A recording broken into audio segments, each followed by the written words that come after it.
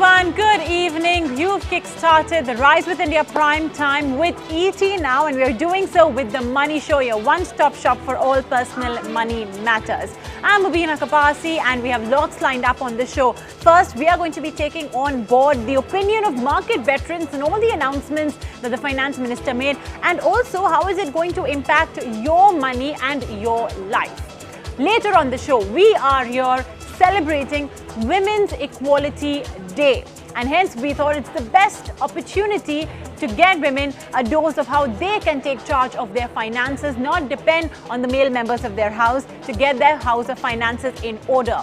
Also, did you know that now, of course, the Hindu Succession Act or the Indian Succession Act says that there should be no distinction between the heirs, and that you as well are entitled to a share of your father's property on an equal footing. We will be understanding what is a woman entitled to when it comes to hereditary property. And finally, are you looking to make that leap from salary to entrepreneurship? We spoke to one such daring lady, Mansi Mansari of Just Deliveries, on what it took to drive her to start her own business, leaving a stable job. All of this lined up on the Money Show. Like I said, it's a very, very action-packed day today. Let's just hope the Bimal Jalan panel report is not released over the next 1 hour. How and what did the Finance Ministry announce on Friday that will actually impact you, your money, and the way that you handle your money? We decided to decode the exact impact on individuals like you and me. Karunya Rao joins us with that. Karunya.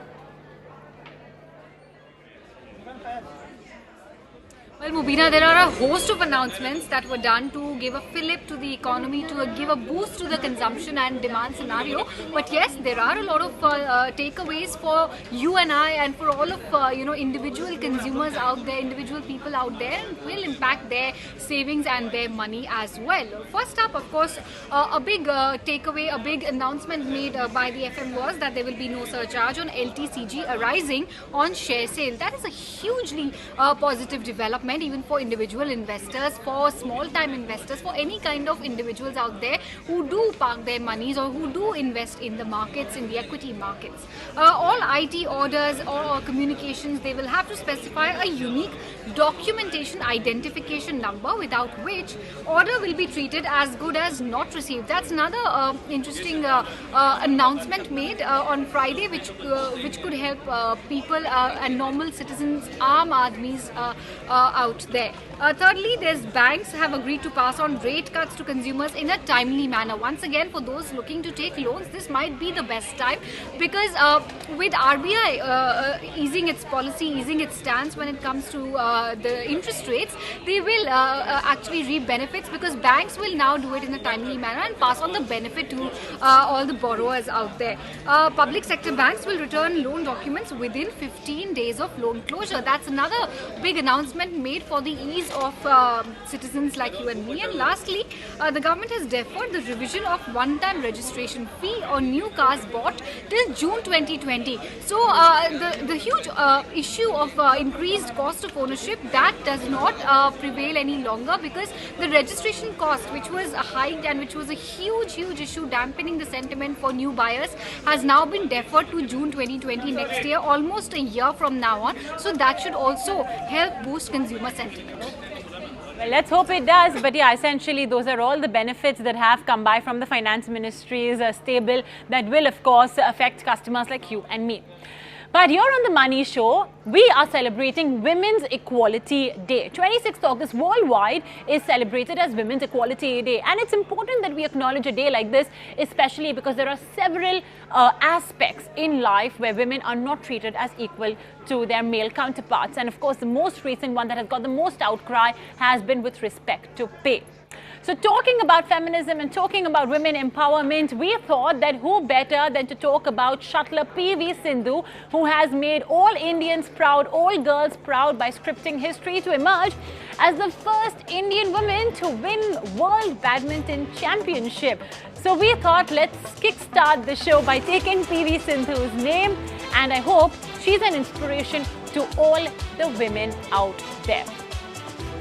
And now, back to the Money Show, where we are talking about financial planning for women. To take us through that, we have with us, joining in from the Bengaluru studios, Mrin Agarwal of FinSafe. Mrin, thank you for joining us on ET Now. When we talk about women equality, the first thing that comes to mind, at least for me, as an urban, millennial, born and brought up in a city like Mumbai, has got to be pay gap, because that is a hugely big factor that's affecting women, especially in the corporate world. However, of course, I'm talking about it from a very micro point of view. If we have to look at some of the most common aspects where women are not treated equal to men, what would you identify them as, especially on the career front or on the financial front?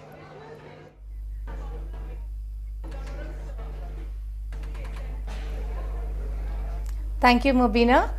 Well, of course, you touched upon the gender pay gap, and I think, the gender pay gap really translates into the gender savings gap as far as money management is concerned.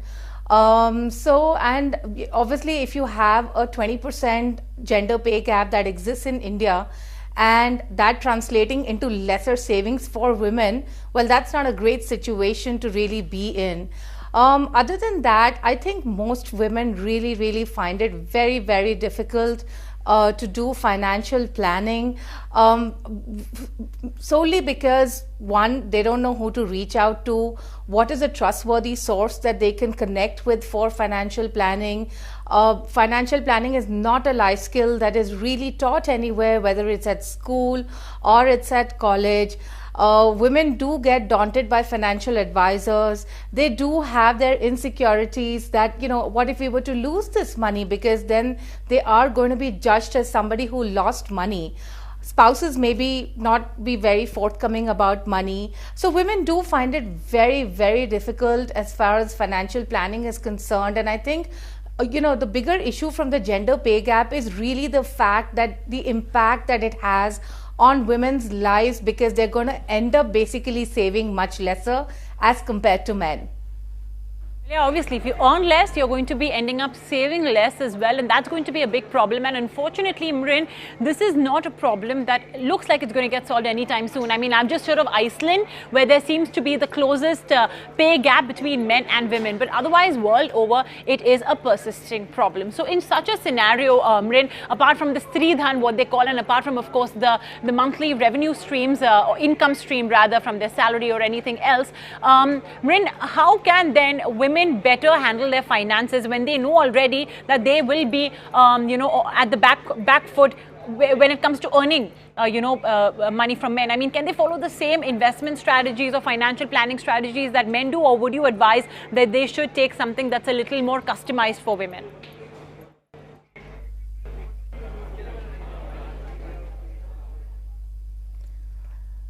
Well, first of all, I think women really need to get around to accepting that this is a big problem. The other big thing that I normally see is the fact that I don't find women prioritizing money management. And as I said, the double googly of, first of all, having lesser pay and translating into lesser savings, and then not prioritizing money management really means that they're very, very far away from equality. Right? So I think the first and the foremost thing that women really need to do is get around to prioritizing money management as something which is as important as their family. And of course it is, because it helps in only furthering their family's financial dreams, right? So I think the first thing is that they really need to get around to doing money management, just like how women do each and everything else to manage their lives. To start off, certainly, obviously, since they're not able to rely on others, I think they need to start reading up. There are lots of TV shows. You are running a great show out here, of course. There are lots of personal finance columns that are there in the newspapers as well. Of course, if you're looking at investing in mutual funds, the mutual fund company sites or Mutual Fund Sahi Hai website has a lot of nice reading information. It's got a lot of nice videos on basics of mutual funds as well. So I think the first thing would really be then to start reading up and then really start investing. See, unless and unless you really invest money and you actually lose money, you're really never gonna get it. So start investing. It's also very, very important to take risk, because what I typically see is that most women tend to choose traditional investments, and these investments will really not help beat inflation. So it's not a great idea to have all your money invested out there. So you do need to learn to take some risk in your portfolio. And of course, at some point, once you're a little bit comfortable with investing, get a fee-only financial planner to help create a financial plan for yourself. But the key mantras would really be: start investing as early as possible, keep investing, and remain invested. You know, Mrin, we also get this very common query, and I appreciate the fact that you also mentioned certain mistakes that women make. Investing very safe. I mean, in general, women are said to be more conservative than men. That's a behavioral trait that, you know, many reports have observed, many experts have observed. So yeah, that's a mistake that many women do make. You know, another question, Mrin, that we do very often get actually on our The Money Show portals and on our Twitter accounts is that, is it all right if I'm already investing with my husband? Then do I need to still separately make like an investing or a demat account, simply speaking, or should I open an individual SIP account in my own name if I already am investing with my husband? And I'm sure, Mrin, you as well may have got this query a lot from women. So how important is it to have something in your personal capacity as well?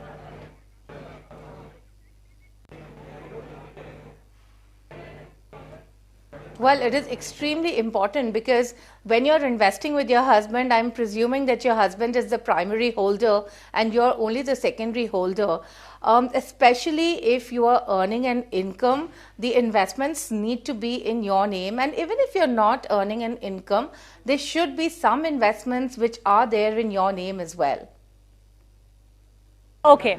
All right. And you know, in fact, later on the show, Mrin, I'm also going to be talking about certain behavioral traits that just naturally make women better investors. But for now, I think let's address some questions and queries that we have received, you know, on The Money Show with respect to, of course, financial planning for women. And they seem to be very, very different. In fact, we've got some video queries, and we're just going to get to that in a bit. The first one is from Garima Jain. She works with a very famous wedding photographer. Listen into her query. I'm a 28-year-old sales manager for a wedding photographer. So my work entails a lot of travel, and I don't have the time to physically go meet a relationship manager or an investment banker or manager with regards to my investment. So can you suggest me, you know, the best way to invest without being physically present, and to remotely check all my investments online? Well, you know, fair enough. A lot of times women and everybody for that matter does believe that, okay, when it comes to managing your money, I need to go and have regular meetings with my financial planner, sit down, see what the progress has been, how much have I earned, how much have I lost, so on and so forth.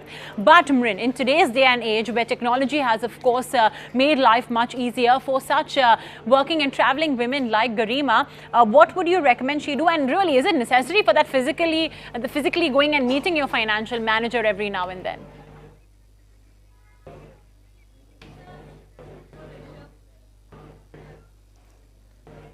Well, for a start, what you could look at doing is that for the first time, I think for the first time, she would need to meet her financial planner. And that's just simply because, you know, you can have a conversation on Skype, but it's always nicer to just be face to face and have the ability to have a more deeper conversation. I think for the first time, if she can spare a couple of hours, she should spend some time with a fee-only financial planner who can help draw up a financial plan for her. He can also help her invest her investments online. Of course, there are various industry platforms available like mutual fund utilities, or you have the registrar-based platforms like MyCams or Carvi MFS. And then, of course, there are so many other private platforms that are available. You can also invest in the mutual fund company websites if you're investing in mutual funds. So I think, the first time she needs to spend a couple of hours with the financial planner, but really after that, she can just invest through any of these platforms where her performance is updated, the performance of her funds is updated regularly. She can get access to various other reports in terms of capital gain reports and stuff like that, and really track her portfolio online. Well, it's very simple to track your portfolio online, but yeah, do try and remove a few hours, at the beginning of your investment journey to go meet your relationship manager or your personal finance manager, discuss what your strategy is going to be, and then of course take off for all your travels and your work. Okay, we have TV actor Farah Titina, who actually has a very interesting query. Let's listen into what Farah has to ask. I'm a freelancer. That's the reason I don't have a stable income, and my income keeps varying up and down. So I wanted to know the best possible investment plan where I can invest my money correctly. Well, I think the gig economy, as we call it, or the freelancing economy, has certainly moved beyond, limits and beyond bounds. And it's something that has, I suppose, created another industry itself, which in turn has created another set of questions for personal finance managers like Mrin. So Mrin, one month your income may be 1 lakh rupees, and the next month it's 5,000 rupees. So in such a scenario, how do you decide how much should you set aside as savings? Where should you invest in as well? I mean, what flexible investment products are out there that would adjust itself based on your monthly income levels, Mrin?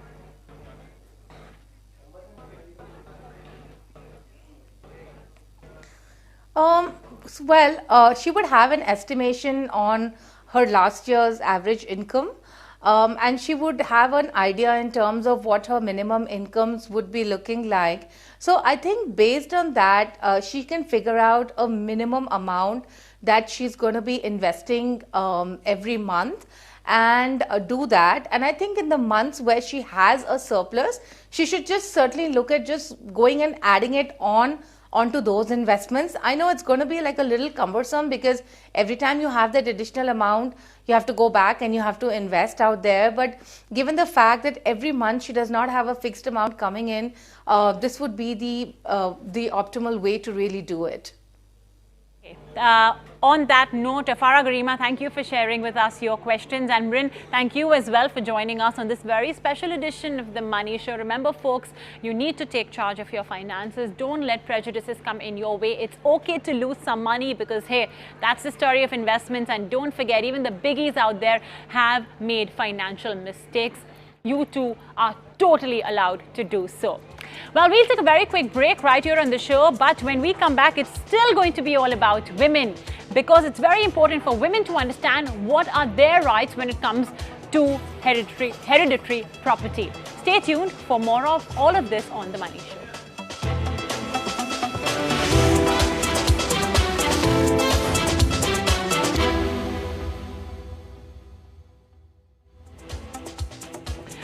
Hi everyone, welcome back. You're watching The Money Show on ET. Now, we've been talking about women's equality because today is the day where we celebrate that, or rather make women aware about their rights. One important right that women need to be aware of is with respect to their rights when it comes to ancestral property. If their father dies, what are they entitled to when it comes to the property? Very often we do believe that the son tends to take away the property, but there have been alterations in 2005 to the Hindu Succession Act, which does give rights to the daughter as well to claim her share in the property. So what exactly are those rights? How exactly can women negotiate her way into the workings of a Hindu undivided family, or an HUF, which of course is the most common way of business in Indian society? To talk about all of that, I have with me Rishabh Shroff, partner and co-head of private client practice with Cyril Amarchand and Mangaldas. Rishabh, thank you for joining us on The Money Show. Different religions, of course, have led to different laws as well that govern those people that follow those religions. Of course, the most common one, with the majority of our viewers, practicing Hinduism. Let's talk then about the Hindu Succession Act. I mean, there was that amendment made in 2005, which did give women as well rights to be entitled to the equal share of the property. So if you could enlighten all our viewers about that. Sure. Thank you very much for that question. And of course, thank you very much for inviting me onto the show. So, maybe to start with, maybe taking a step back and giving you the context of where Hindu succession is sort of now and what's happening in society today. I think we're seeing the emergence of very progressive laws and judges and even legislature towards Hindu succession and towards ancestral property. So in 2005, like you rightly mentioned, there was a major amendment which happened to the Hindu Succession Act, which in a very simple sort of way, just three lines were passed in the amendment, which made women at par with the sons when it comes to ancestral property. So before 2005, when a woman got married and went to her husband's house, her connection to her father's HUF ancestral property was severed completely.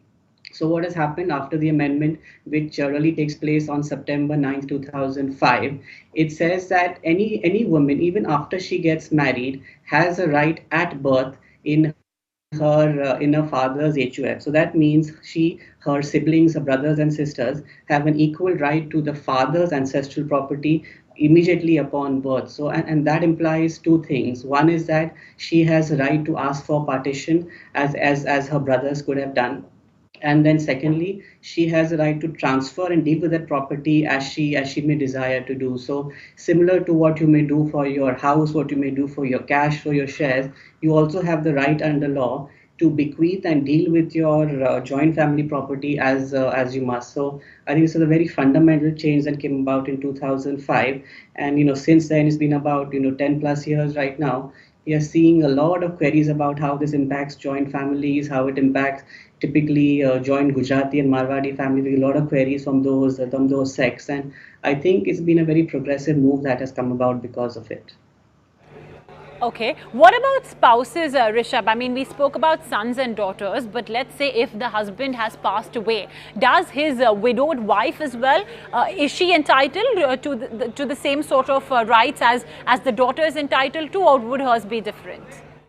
Good question. So if you just sort of step back again, so under Hindu law, there are really two kinds of rights that exist. So one which I just spoke about right now is called a co-parsoner. So a co-parsoner is basically somebody, a son or a daughter, after 2005, who has a right immediately upon birth to the HUF property. So like I spoke about, the daughters and the sons have an equal right in that case. Now, when you speak about wives and even potentially daughter-in-laws, so well, obviously they're not born in the same family they're married into, so they would be something called as a member. A member does not have a right in the father-in-law's property. So what she basically has is a right of maintenance. So for example, if her husband passes away and the father-in-law, the karta, is still alive, she has a right to ask the karta, the father-in-law, for maintenance of her life and maintenance of her costs and expenses, but she does not have a fundamental right in the father-in-law's HUF. So she will not own the property, but she can get a stipend of sorts, basically from the property, or basically from the HUF. That's what you're Correct. trying to say, Correct. Rishabh. Okay, all right. Exactly. So right So to the go father-in-law, ahead, but not Rishabh. separation of the property. Okay, understood. All right, Rishabh. When we talk about equal rights for daughters and sons, does that also mean then that the son is not allowed to then, without the permission of the daughter, sort of sell the property, transfer the rights? Does it mean that as well? I mean, does it mean that all the siblings will collectively have to come to a decision whether to dispose of a property or retain it or anything else? Yeah, so yes, what you're saying is right. So basically, in a HUF property, everybody is an equal owner of the property. So in case the father-in-law or the father, in this case, the karta, was to sell the property, he has inherent right to do so under HUF law, under Hindu succession law. But what happens in practice is that given there are so many joint owners and not everybody may be seeing eye to eye, need to sell the property in the first place, or they may disagree with the valuation, they may disagree with the requirements in the first place. So very often in practice we see that typically these situations come about where the property is trying to be sold, somebody or the other files some injunction in the court and tries to stop the property being disposed of. So to answer your question, I think yes, they have a right to stop the property being sold. It becomes then a subject matter of dispute in the high court. And because of this reason, we've seen a lot of families since 2005 actually come to lawyers, come to accountants, and ask for the actual HUF to be dissolved. So they're basically bypassing the sale and the HUF directly, and they say, let's dissolve the HUF first. You get what you're entitled to, I take what I'm entitled to, and let's do what we want with what we own separately. So we don't usually in practice see Karta selling HUF property because of this reason. You know, in fact, that's the reason why, Rishabh, because we have seen such tussles reach the High Court. We have seen such tussles reach the High Court, and that's the reason why I thought, you know, let's ask you this question. Okay, apart from now HUFs and those, you know, the Hindus governed by the Hindu Succession Act, let's talk about, you know, non-Hindus, Muslims, Christians, etc. What part of the property are non-Hindu women entitled to from their father's property? Is it the same? And I'm talking about all property. I mean, I'm talking about the bank accounts, the real estate, the business, the share in the business for that matter, all of that. For a non-Hindu woman, what is she entitled to? I'm going to give you a very unfortunate answer over here, is that unfortunately I'm not as familiar with Muslim, Christian and Parsi succession laws as opposed to Hindu law. So I'm going to give you a very basic answer. It's not the complete picture, but I think this may need further examination from your viewers.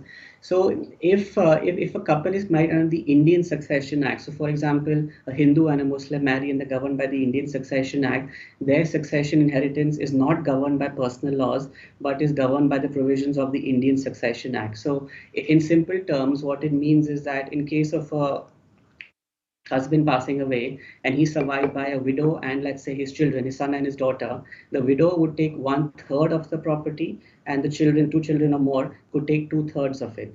So that implies, suppose you only survive by, let's say, one son, and you survive also by your widow. The widow gets only 1/3, but the surviving sole son can take away 2/3 of the property in that case. And it gets a little bit more complicated in case you survive by a widow and not children, but other kindred family members of the deceased husband. Then in that case, the widow takes half, and the other kindred family members take another half. So in a way, the succession to a Hindu-Muslim couple would depend on who exactly is being survived upon the husband's death.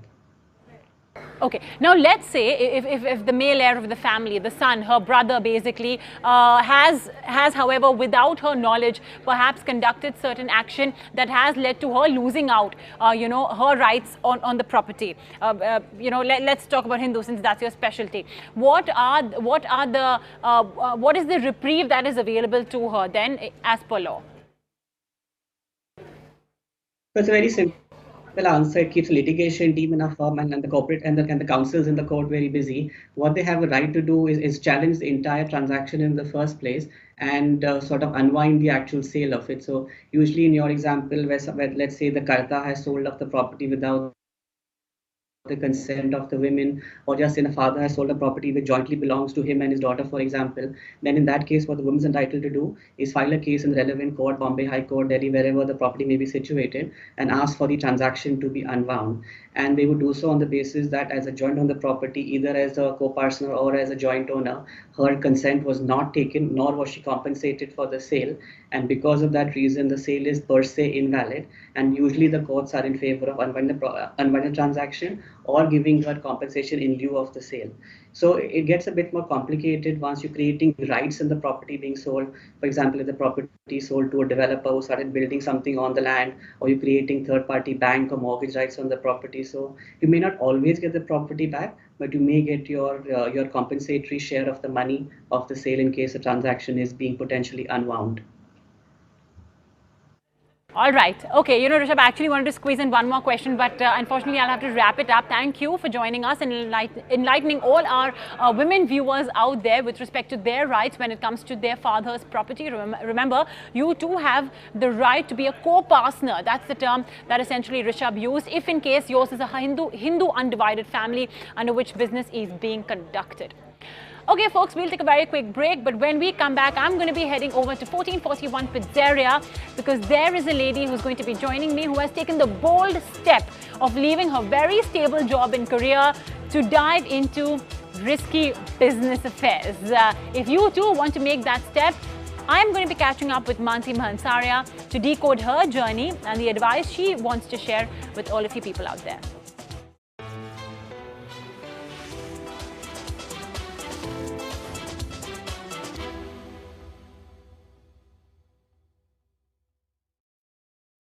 1441 Pizzeria, and I have with me a delicious looking paneer tikka pizza.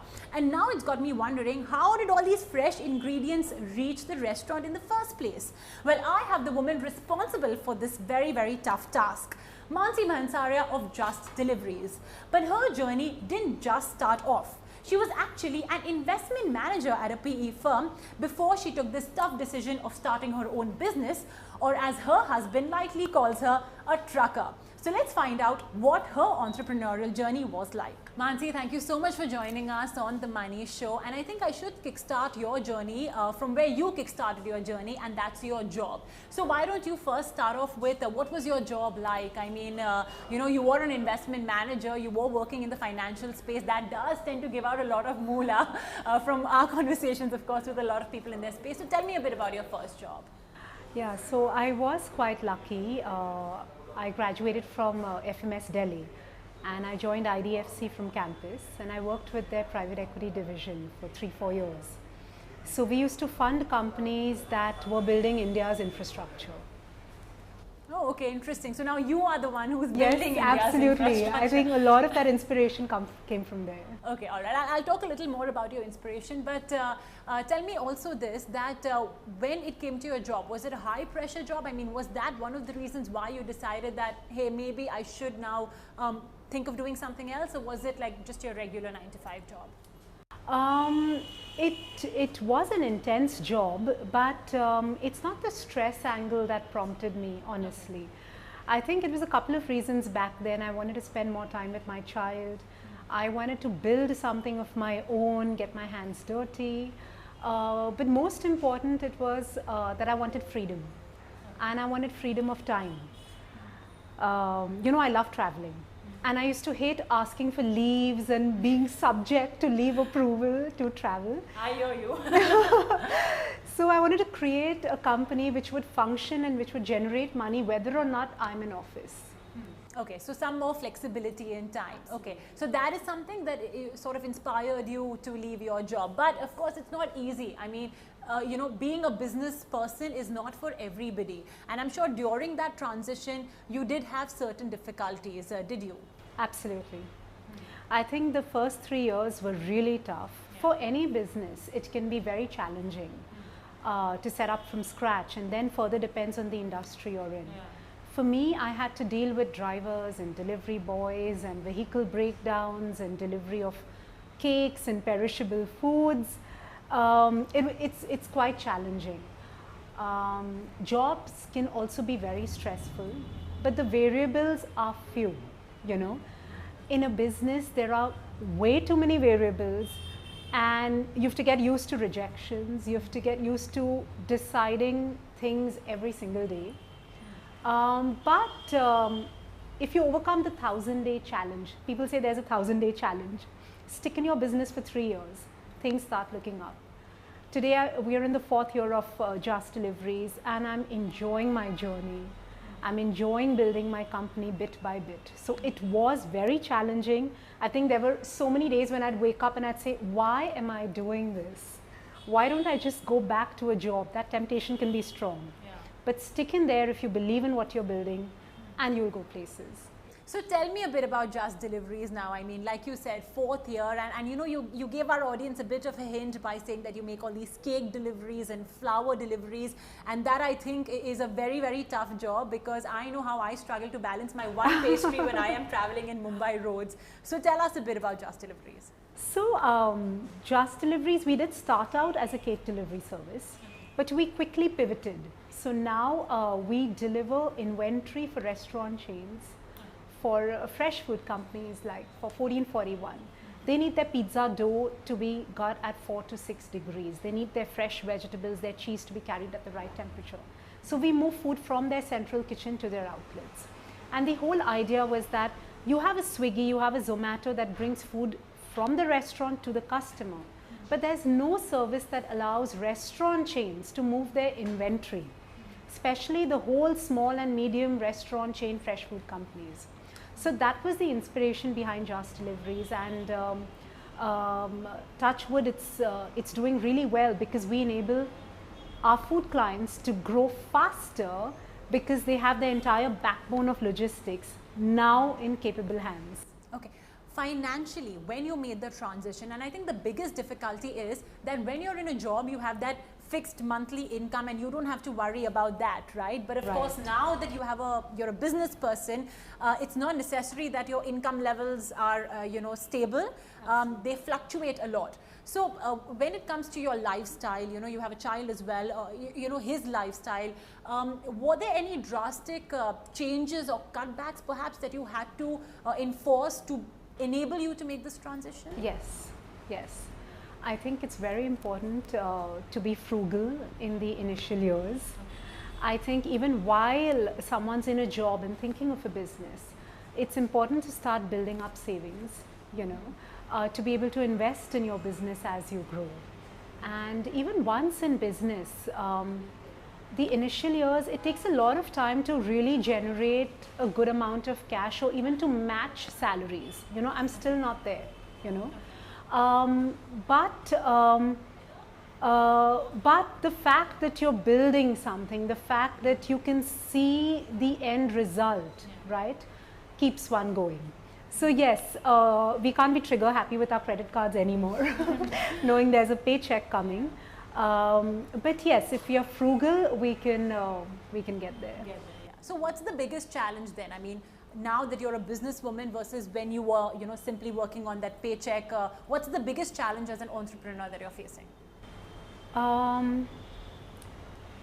Honestly, I think the challenges are many in the initial years, Mubina.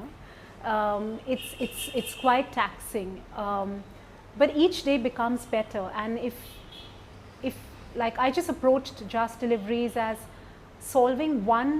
taking one step at a time, as doing small projects bit by bit. So I wouldn't say that, I mean, today I wouldn't trade for anything. So yeah, I don't find any challenges currently, but the first few years were definitely challenging. Did you have a role model maybe in your family or your friends, someone who inspired you or guided you? Did you have any guiding force like that while you were in your journey? Yes, my dad used to always put it in our heads that we have to be job creators. Okay. We have to build something of our own. I was very lucky that he put that into my head. And I was very lucky to have a great first boss at IDFC Private Equity, Louis Miranda, who really inspired me.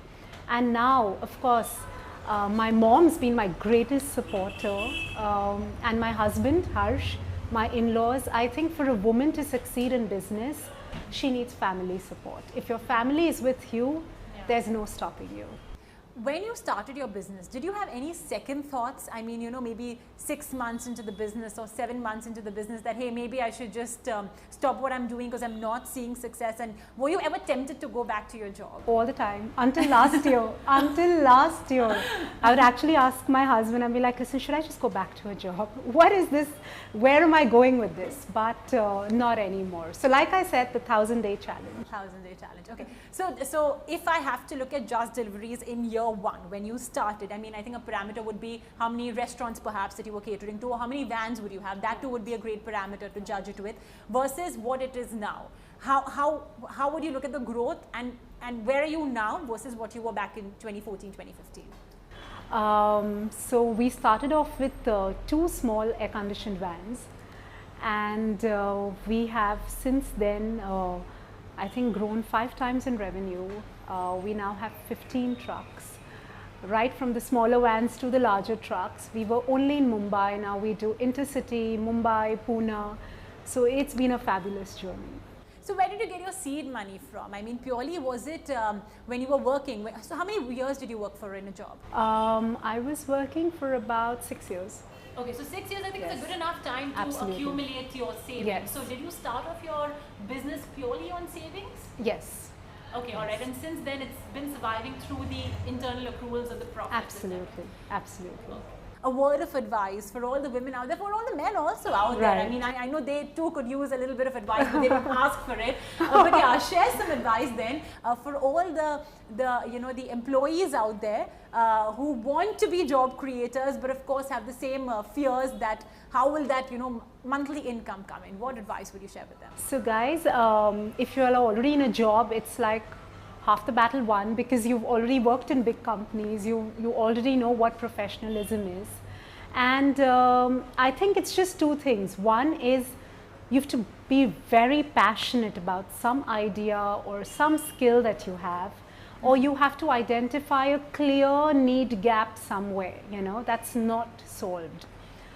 So go after that, once you've identified that, once you know you're passionate about something and you want to commercialize it, please take the leap, and don't overthink. We tend to try and make perfect plans and try to do analysis and paralysis. Don't do that. Take the leap, because once you start swimming, your business will evolve, you will evolve, and you will keep changing, and you will get success. Okay, all right. Have something to be passionate about and don't overthink it. Once you found your path, just set straight towards it. Manji, you've given us a lot of lessons, so thank you so much, and we wish you all the very best for Just Delivery. Thanks, Mubina. Thank you so much. So ladies, I hope this edition of The Money Show has given you more than enough inspiration to get rich and stay rich. I'm Mubina Kapasi signing off until next time.